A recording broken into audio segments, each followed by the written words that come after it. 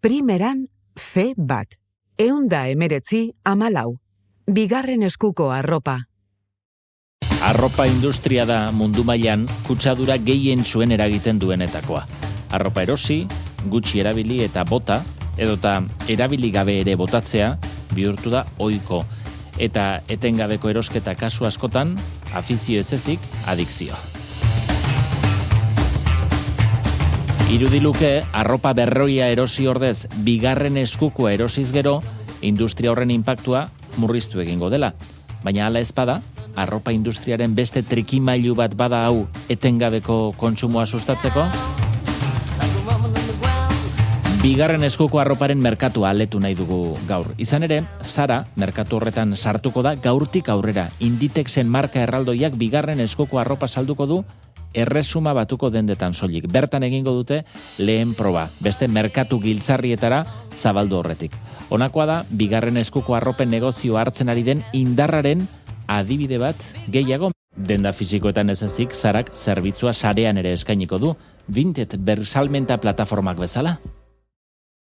Bigarren eskuko arropen negozioari neurri hartzeko, Amaia Ormaetxea, ekonomian gure aditua agurtu behar dugu. Amaia, egunon.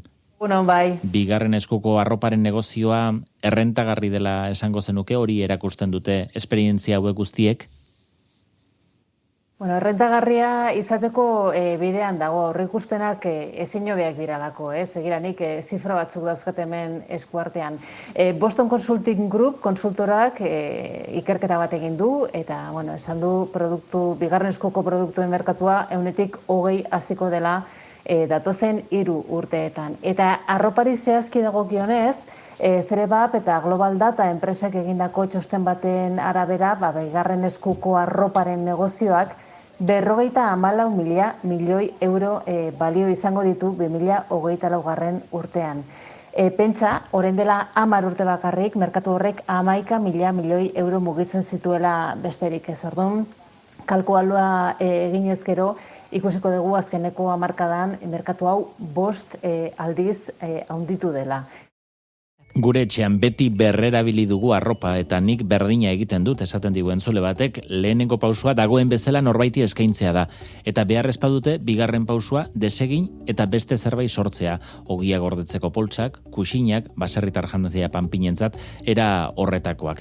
Nik bigarren eskuko arropa, liburu eta bestelakoak erosten ditut sarri oso zalea naiz aspalditik. Garai batean arropa anarai arreba batetik bestera pasatzen zen inolako arazorik gabe. Orain ematen du hori nobedadea ari dela bihurtzen. Eta hirugarren iritzi bat, kontsumismoak bere horretan segitzen du, baina merkeago izango dela. Bere burua engainatzen du jendeak beste entzule honen iritzitz. Amaia, lehen munduak milioika tona arropa xautzen du urtero, eta herrialde edo garapen bidean dauden herrialdetara bidali, neurri batean han zabor arazo bat sortu, azura zaborrez beteaz. Bai, begira, Espainian bakarrik nahi ez dugun arroparen 190 zakarrontzira botatzen dugu. Horrek esan nahi du urtero 800.000 tona arropa xautzen dugula eta arropa hori askotan sintetikoa da gainera, plastikoak dauzka, eta hori oso kutsakorra da, eta 3. munduko herrialdetara bidaltzen dugu gainera guk ez ikusteko, ez?